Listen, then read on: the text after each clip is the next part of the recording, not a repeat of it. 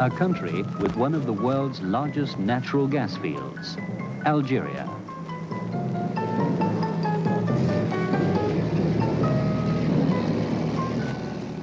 The few nomads living in the northwestern Sahara have grounds for optimism. With each additional meter of gas pipeline, prosperity comes a step closer.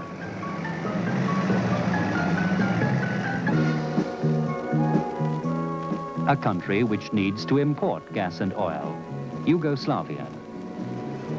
Land pipelines are laid across difficult terrain in order to meet the energy needs of new industries and growing cities.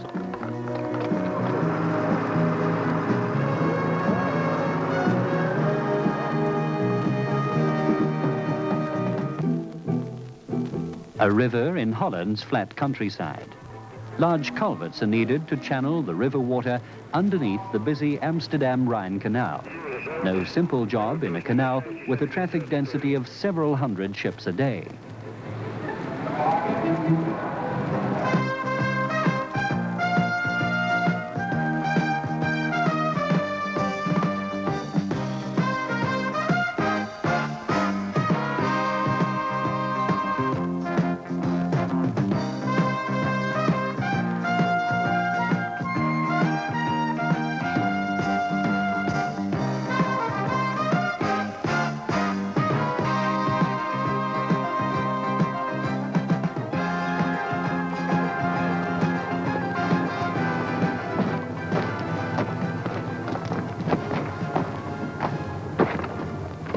Algeria, the Sahara, 600 kilometers inland.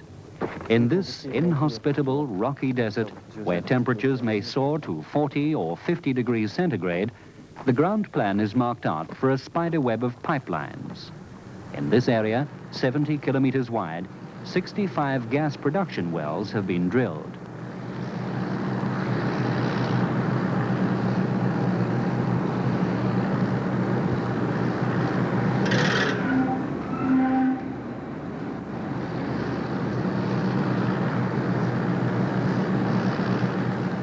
A network of pipelines is needed to link the wells with the gas processing stations before the natural gas is taken to the coast via main transmission lines. Many Christmas trees ready to start production. Heavy equipment for laying the pipelines has to be brought in from far away. In Holland, Nacap has loaded one of its pontoons with all that's needed for such a gigantic job.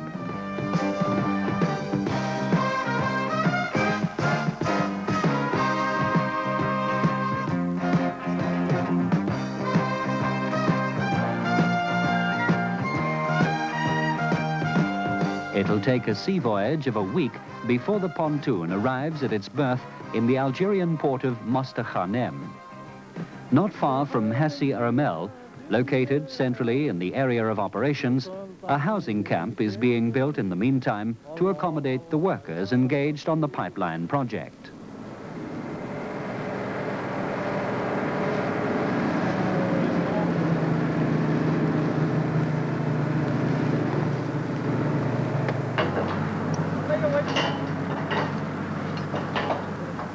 A 1,000 men will work, live, eat and sleep here for the next year and a half. A complete housing estate in an endless desert plain. Mostaganem. The pontoon from Holland has entered port and the unloading of mobile plant is in full swing. The engines have withstood the rigors of the sea voyage, but for a few exceptions.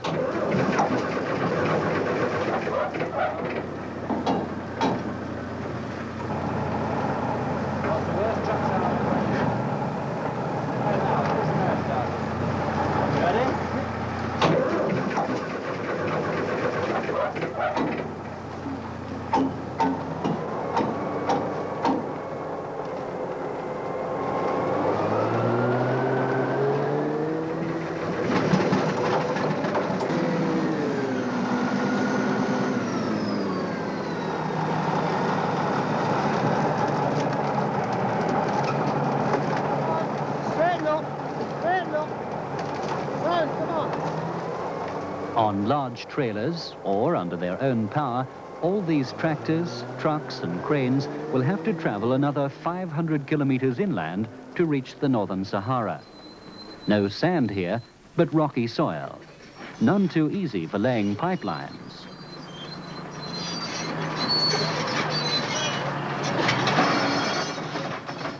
In places, the rocky desert terrain is too hard for even the heavy ripper tractors to loosen the material prior to excavation. Hundreds of holes are drilled along the course for blasting.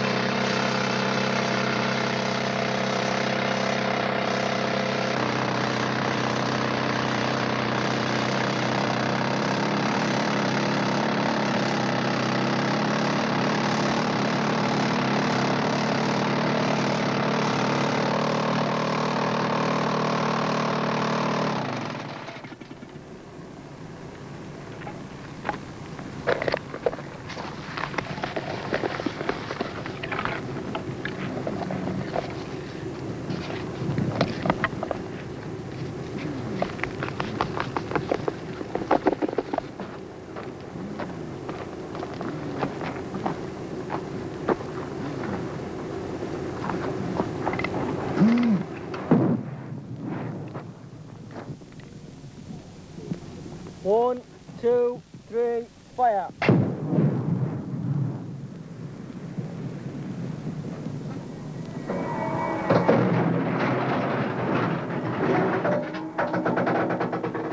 Excavators remove the fragmented rock and dig the trench to the required depth.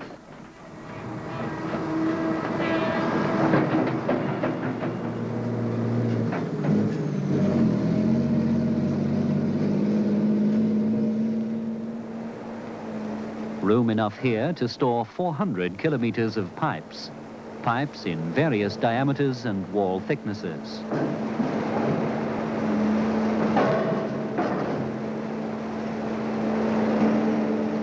The desert soil usually is so hard that heavy articulated trucks can move around without too many problems.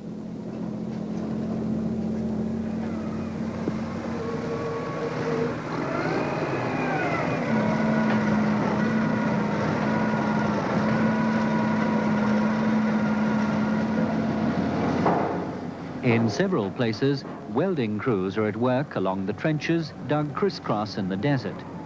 There are pipes with a wall thickness of up to 2 inches. They will have to be able to stand up to a pressure of 600 bars. Welding joints are filled layer by layer, a job that demands the utmost care. Welders have to be highly qualified. They are the true pipeline specialists.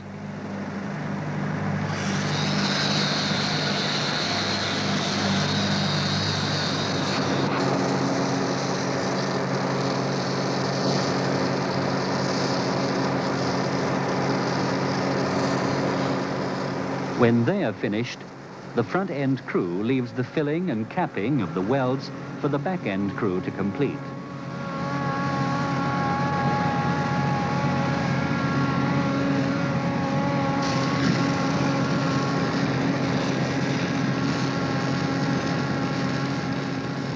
.5 to 2 kilometers of pipeline is completed in a day, which means another pipe every 4 minutes.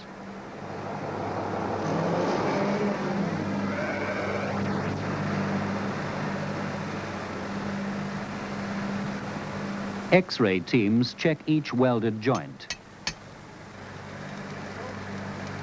Each weld is identified with a serial number in lead figures, which also appear on the X-ray film.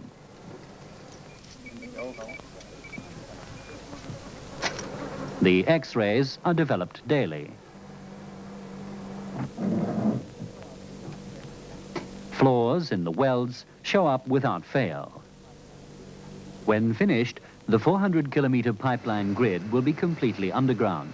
Part of it will be linked up with transmission lines to the LNG plant on the coast. Algerian natural gas will be exported to Western Europe and other destinations via a new terminal. From the flat, hot Sahara over to the rainy mountains of Yugoslavia. The project entails a 600-kilometer-long main grid and distribution network for taking natural gas to factories and cities. Unlike in Algeria, the pipelines here are usually laid across rugged, broken terrain. Since the pipeline follows every contour of the landscape, a high proportion of pipes have to be bent. The job is done by pipe bending machines transported along the pipeline route before installation.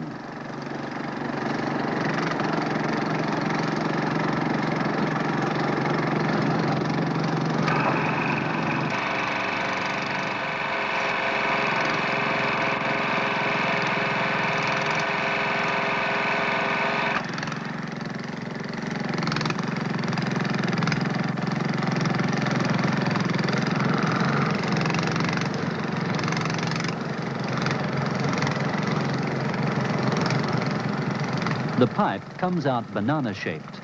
This way, each pipe can be bent to fit its position in the pipeline.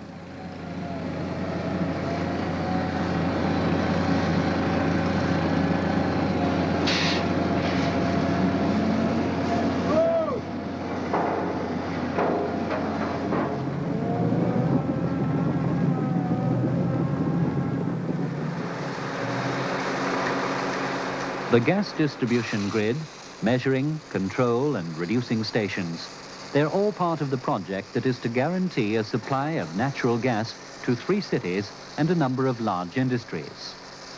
Maybe even more complicated is the construction of an oil pipeline running from the new terminal on the Yugoslav island of Krk to a point 350 kilometers inland. The pipeline passes through a twin concrete road bridge to the mainland. Work on the bridge keeps step with pipeline construction. Treba dignuti 2 metra. One by one, the pipes have to be hoisted into place.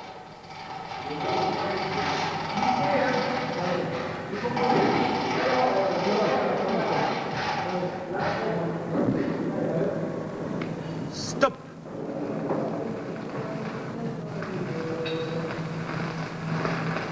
The pipeline is suspended in springs to isolate it from vibration caused by road traffic.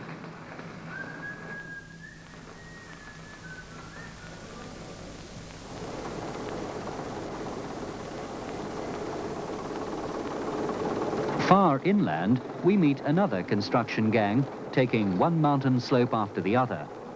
Apart from digging a trench, a path has to be cleared to allow heavy vehicles to climb the slopes.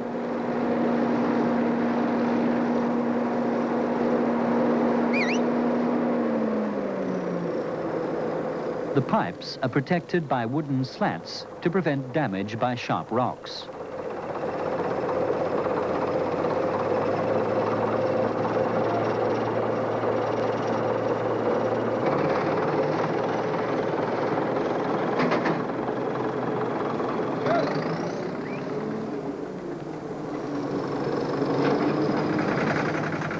All pipelines are coated. Often this is done beforehand, with the welds being given separate treatment later. In places that are more easily accessible, uncoated pipes are used.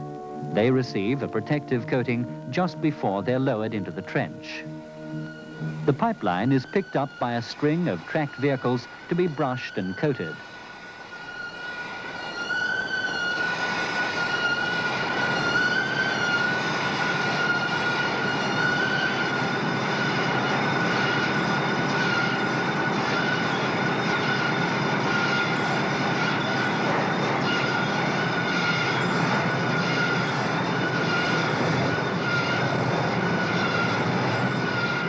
After it has been coated, the flexible line is lowered into the trench. Within a few months, nothing will be left to indicate the presence of the longest oil pipeline constructed across the mountains and through the valleys of Yugoslavia. Gas and oil.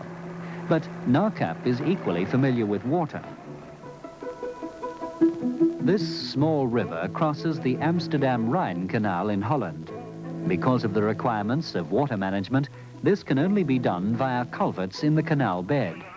The canal has been widened, so new and longer culverts have to be built. Despite dense fog, the first section, suspended from tackles of giant cranes, is on its way to the place where a deep trench has been dredged right across the canal bed. A tight schedule does not leave room for delays.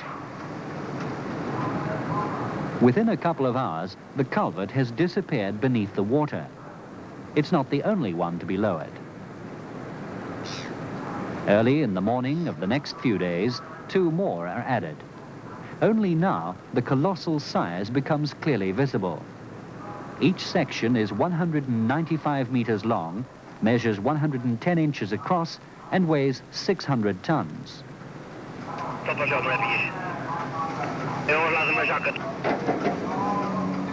The culvert sections are fitted with shut-off valves through which the water can enter. The water is needed to prevent the pipe from remaining afloat.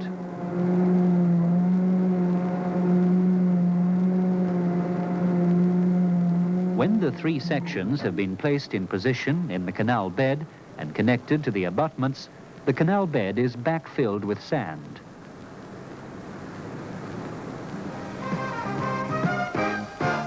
Laying a culvert under a canal in Holland. The Nacap people are as much at home doing that as they are constructing pipelines in, for instance, Yugoslavia or Algeria.